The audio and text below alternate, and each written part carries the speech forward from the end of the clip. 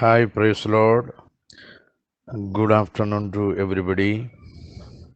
First of all, I give all glory, honor, and praise to my Almighty God, Lord Jesus Christ, for this given opportunity to come and share words of God to you by His grace. First of all, I am thanking the admin members of this group. Also, I am sending my greetings to all servants of God, brothers and sisters, in the mighty name of Lord Jesus Christ. I hope that you are all doing well and people are coming out from the fear of or from the grip of the COVID-19 slowly. I understand some relaxation we can see around us. Still, I am telling you, brothers and sisters, be strong in Jesus, the rock of salvation. If you are feeling little comfort or relaxation from the present situation, Bible says perilous time is coming. So we are getting more strength and courage in keeping the laws of God and commandments so that we are able to face any circumstances that are coming against of us in the form of a disaster, natural calamities, famines, floods, earthquakes, landsliding, wildfire, you know, wars. These are all, recurring. There is no end of these all events because the Bible says more intolerable things are coming in the coming days. So this is a good time. This is a golden opportunity to you to save your life. That is very important.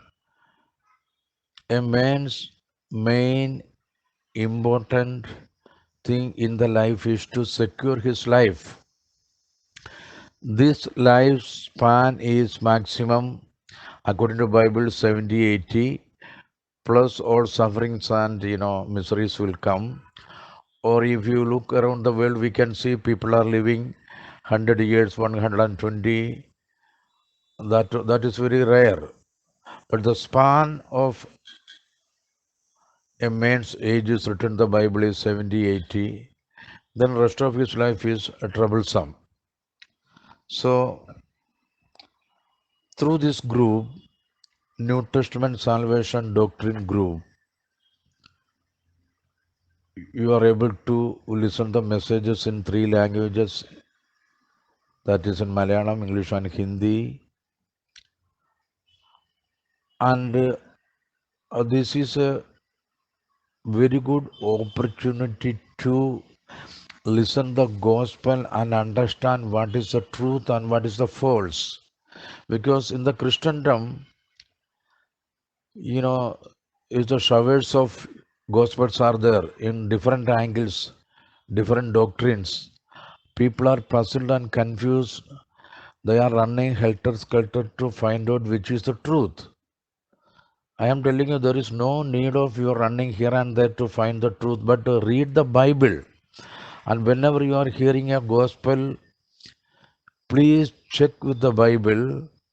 Bible is the yardstick of confirming what is truth and false. You must be hearing a lot of theologians preaching, philosophers preaching, and in the Pentecostal period, I am just pointing Pentecostal people because let them understand their mistake and correct themselves, then we can trust the others. Those who read Bible, those who are saying they are Christians, they follow Jesus, still they don't know who is God, what's the salvation, what's the repentance.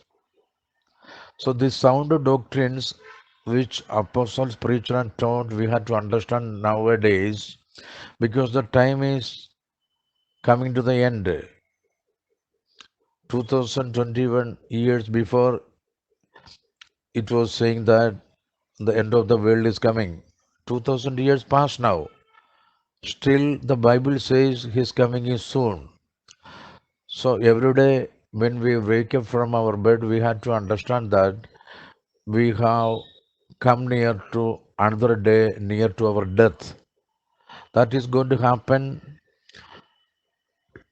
to the people, those who are living in the surface of the world today or tomorrow. But the beauty and hope of Christianity is, if you die today or tomorrow, you have to secure your life with Jesus Christ. That's the only aim we should have in this world. Maybe you are a poor, you are naked, you have so many sufferings, miseries, and unbearable situations, adversities coming against of you, but still you can find peace and salvation and security in your life in Christ Jesus. Because aiming on that, you know, indispensable matters we have to understand in our life. I am going to share with you this afternoon on the subject of salvation. Praise the Lord.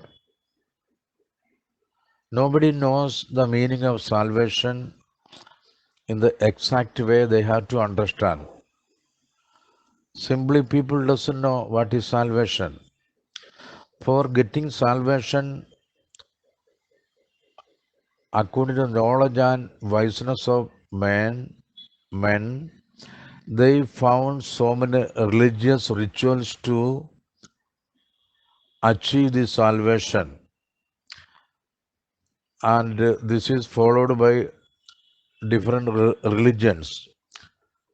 There are some rituals prescribed in tailor-made format we can see from Hindu side, Hindu religion, in Muslim religion, Guru Nanak religion, Buddha religion, Jain religion. These are all so many religion so spread all over the world. People have known this, and people are finding these religious measures, findings, rituals to achieve the salvation.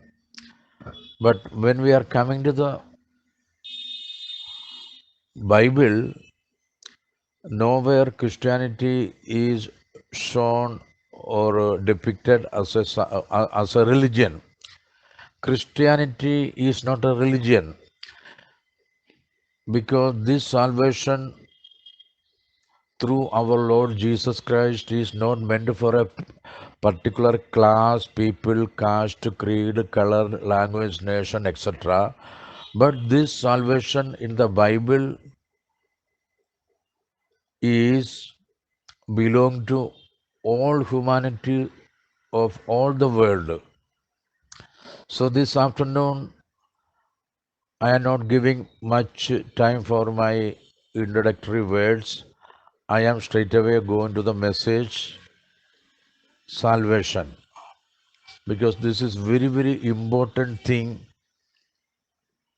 when one is living in the world to know what is salvation. Salvation in the biblical terminology is, salvation means remission of sins. Praise the Lord. Remission of sins only can be achieved through Jesus Christ mentioned in the Bible, because only God can forgive your sins. Only God can remit your sins. Now I am talking purely on the basis of Bible. Outside, if you are getting salvation, I don't know. You see that one, is it sufficient for you to get the salvation? But when I am referring Bible, I can show you scriptures from the Bible. There is only God can give salvation. He can redeem the sinner. He can only forgive sins. For example, where we have to go to the root, why there was a savior, why salvation was required. First of all, this is a plan and purpose of God before the foundation of the world. In the Bible, it's mentioned before the foundation of the world, a lamb is slain. So, it's the plan and purpose of the God to save his own sons and daughters because he created Adam in the Garden of Eden, the first man, that is the Son of God. So, when God created Adam and Eve in the Garden of Eden, they have disobeyed the commandment of God. God turned them, driven them out from the Garden of Eden. But before that, God did a salvation for them temporarily because when they committed, they found themselves that they are naked and they tried to cover their nakedness with leaves, leaves knitted, and they tried to cover their nakedness. But you remember, in the God who created Adam and Eve, Jehovah is the same God made a provision and killed an animal, and with that animal's coat, temporarily God has given them a kind of coat to cover their nakedness. Now you can understand that the Creator God itself found a remedy for Adam and Eve to cover their sins initially because God created them and God made a provision and God only compensated their you know their sinful nature, their disobedient nature, and their disobedient of the commandment of God.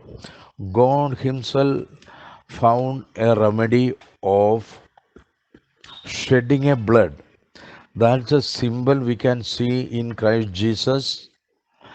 This New Testament period we can see by the grace of God and by His shedding of blood only we got salvation.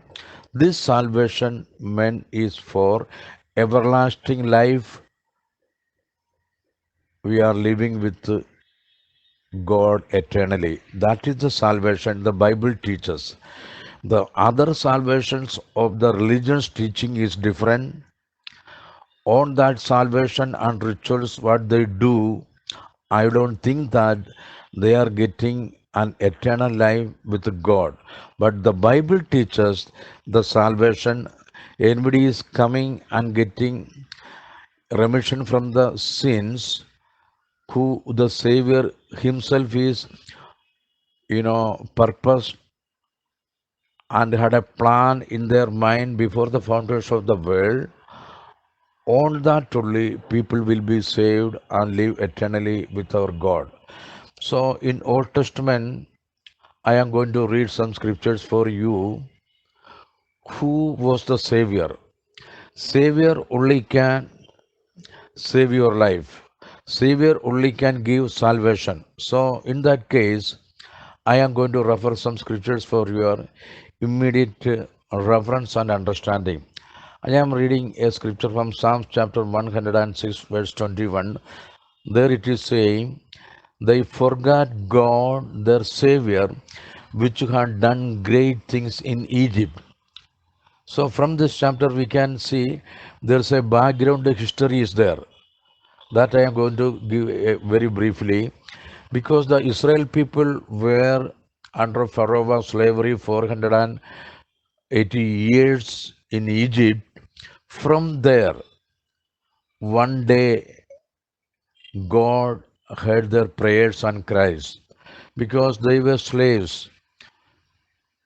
Pharaoh and their people crushed these Israel people and they came to their skins and skulls.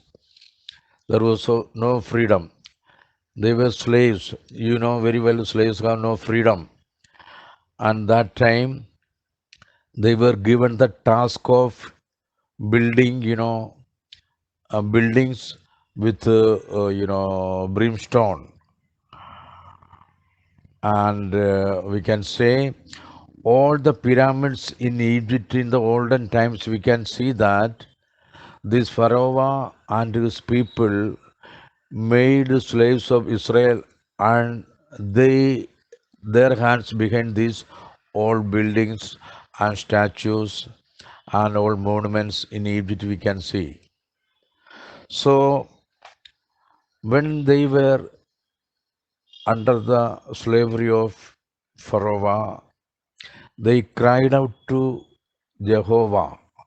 Then Jehovah came down from heaven, and you know very well there were 9 plagues God has sent through Moses in Egypt, but Pharaoh hardened his heart and not released the Israel people for going out from Egypt for worship of their God.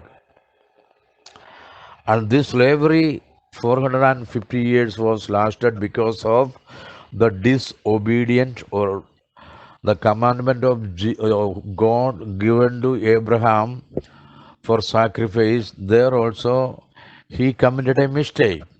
Because of that mistake Abraham did while sacrificing, his generations, his descendants were slaves in Egypt under Pharaoh. Now coming to the point, now after 450 years, these people were slaves in Egypt, and they were lamenting, weeping, and crying to their God Jehovah. Then Jehovah has used Moses to speak to Pharaoh on behalf of God, but Pharaoh hardened his hearts and not release or send out Israel people from Egypt. So God himself commanded Moses, saying that that day of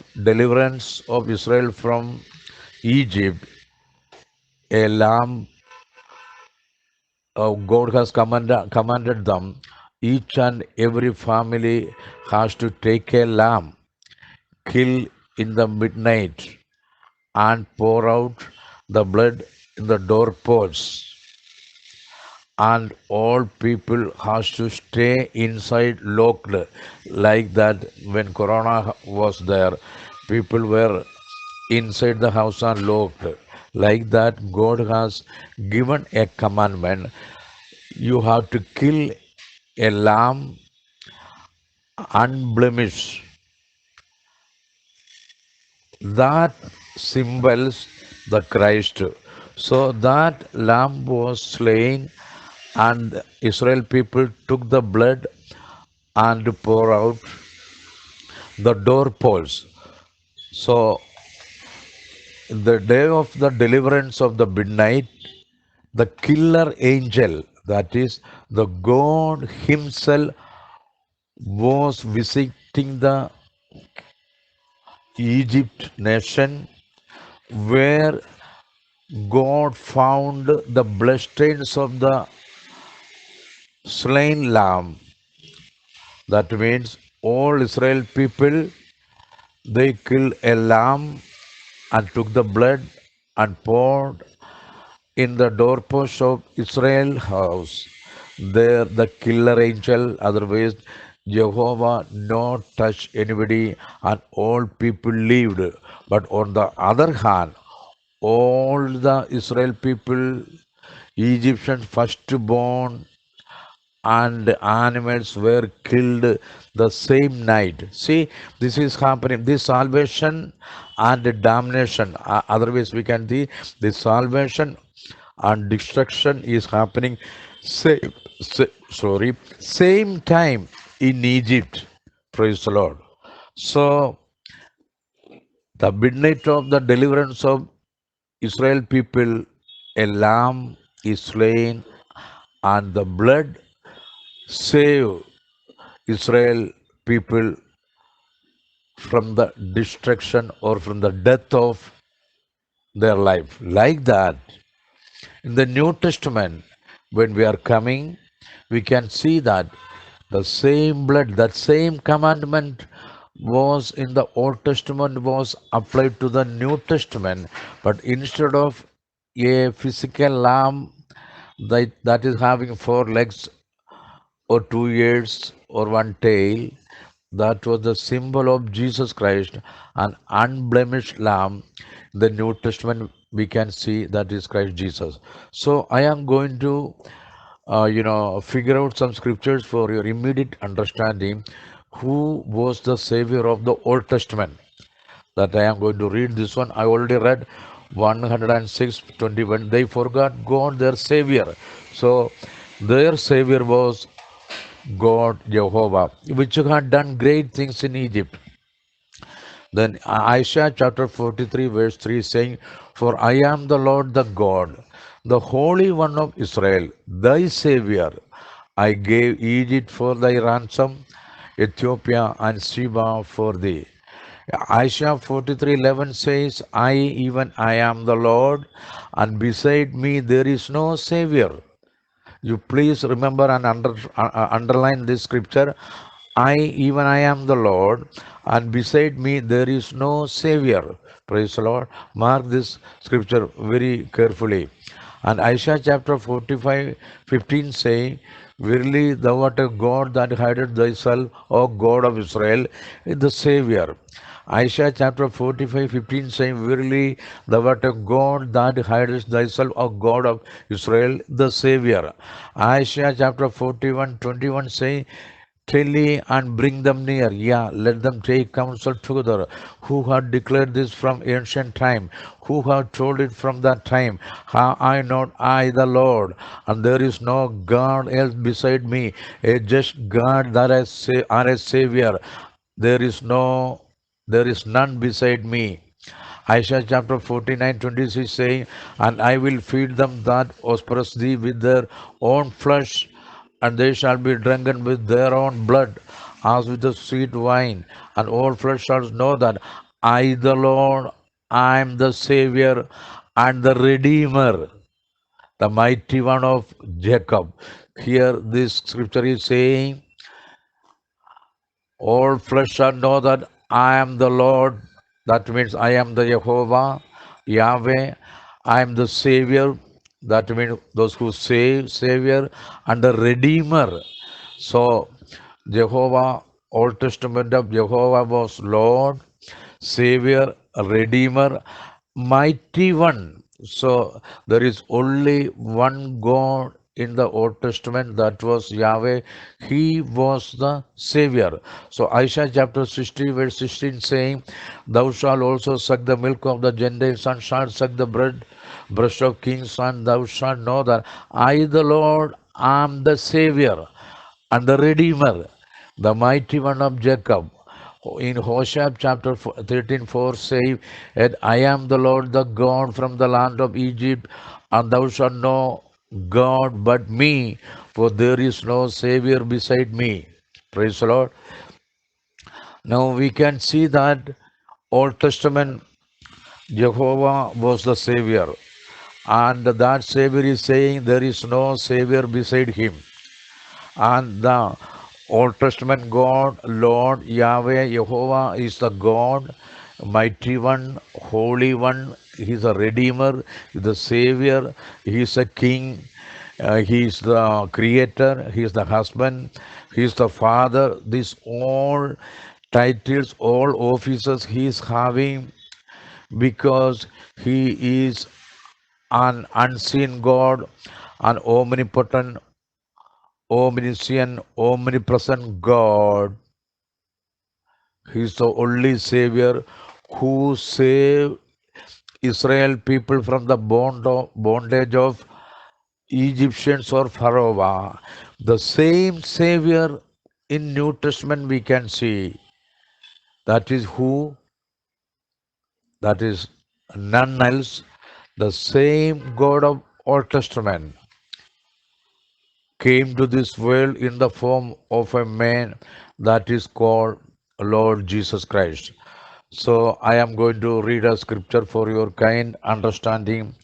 Luke chapter 2 verse 11 saying, "For unto you is born this day in the city of David a Savior, which is Christ the Lord." Praise the Lord. Old Testament Jehovah is saying there is no Savior beside him. And the Bible is saying there is only one Savior, that is Lord Jehovah of Old Testament. But in the New Testament, Luke chapter 2:11 saying, "For unto you is born this day in the city of David a Savior, which is Christ the Lord." Praise the Lord. Are you understanding? Are you getting? There is only one Savior. The Old Testament, Yahweh, is the same Savior in the New Testament, that is Christ the Lord. Praise the Lord. And I am going to read some more scriptures for your understanding. John chapter 4:42. And said unto the woman, "Now we believe not because of thy saying, for we have heard him ourselves, and know that this is indeed the Christ, the Savior of the world." Praise the Lord. This is a story behind this scripture where Jesus met a Samaritan woman.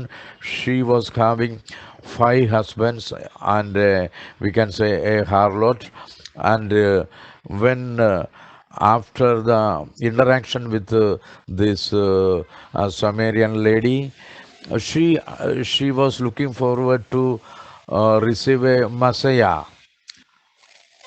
So Jesus was talking to her, "Who you are talking to you is I am he, the Messiah." So this is the background of this scripture.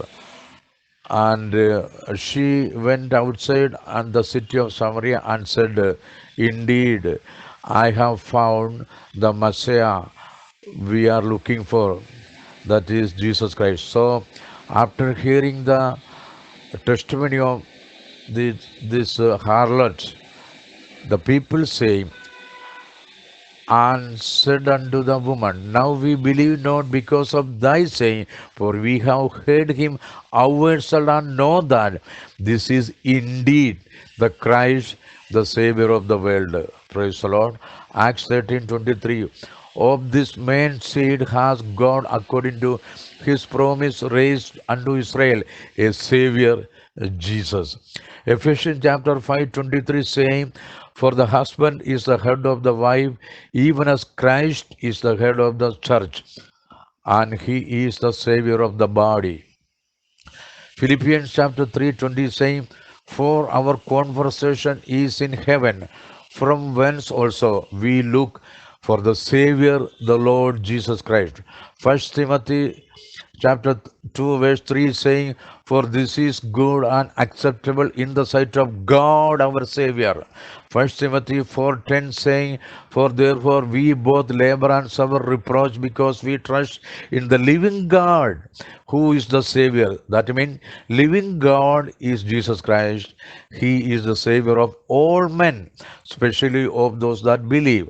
Second Timothy chapter 1 10 saying, "But is now made manifest by the appearing of our Savior Jesus Christ, who has abolished death and have brought life and immortality to light through the gospel." Titus 1:3 saying, "But hath in due times manifested his word through preaching, which is committed unto me according to the commandment of God our Savior." Praise the Lord. Titus 2:10 is saying, "Not purloining, but showing all good fidelity, that they may adorn the doctrine of God our Savior in all things." In Titus 2:13 saying, "Looking for that blessed hope and the glorious appearing of the great God and our Savior Jesus Christ." Praise the Lord. So this Jesus Christ is great God and Savior. Praise the Lord. Titus 3:4 saying, "But after that the kindness and love of God, our Savior toward men appeared." And Titus 3:6 saying, "Which he shed on us abundantly through Jesus Christ our Savior."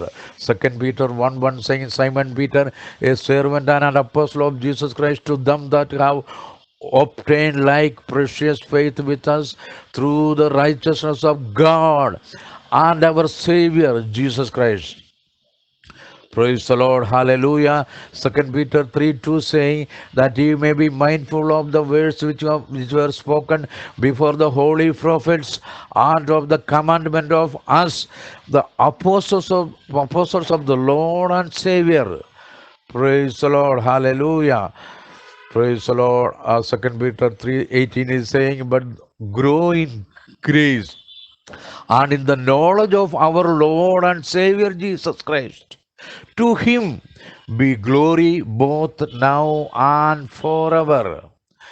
In Jude saying, "To the only wise God our Savior be glory and majesty, dominion and power both now and ever." Praise the Lord.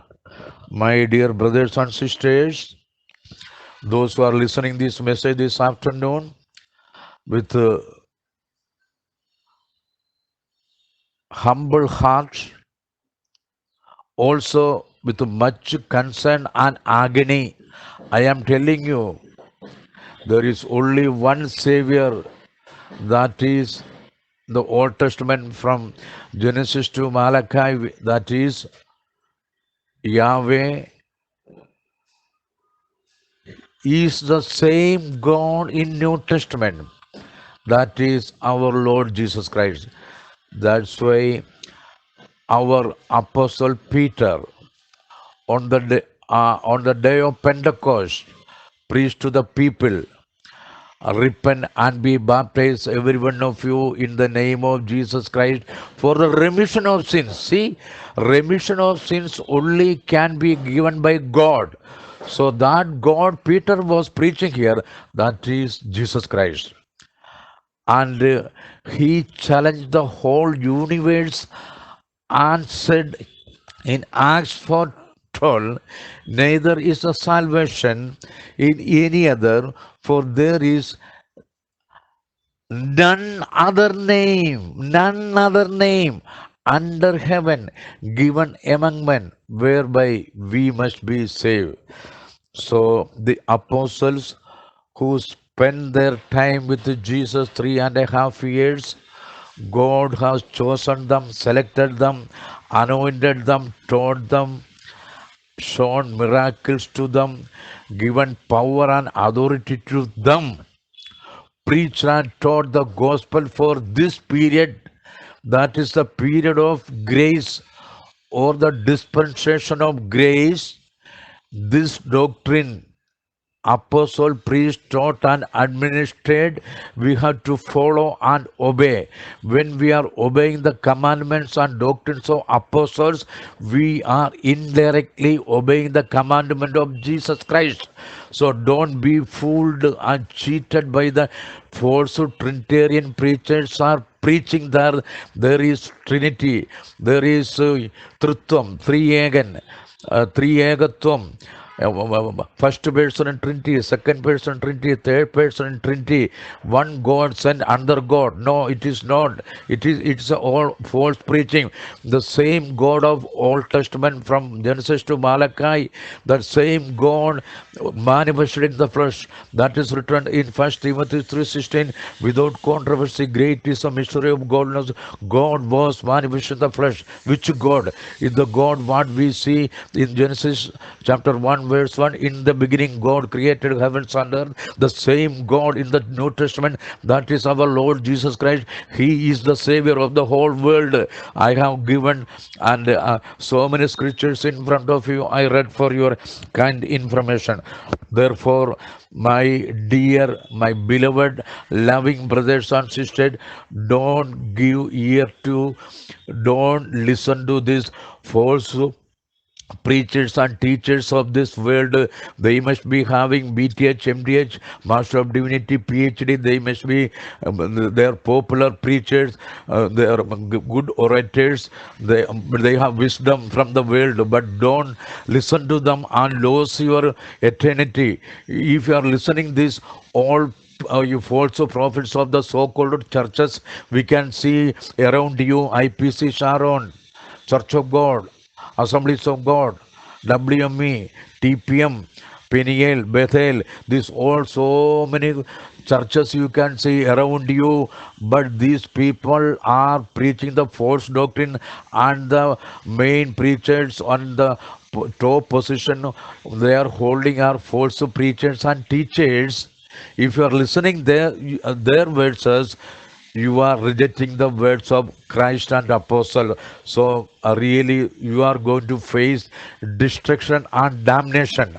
I am telling you, my brothers and sisters, why you want to die, why you lose your salvation. For getting salvation, come to Jesus, look to Jesus. He is the author and finisher. Okay, my dear brothers and sisters, so I am concluding this preaching now, requesting and urging you to come to the apostolic age and apostolic doctrine that is delivered our Jesus Christ to the hands of the apostles. So on the day of Pentecost, apostle preached after the receipt of the Holy Ghost, repent and be baptized, every one of you, in the name of Jesus Christ for the remission of sins.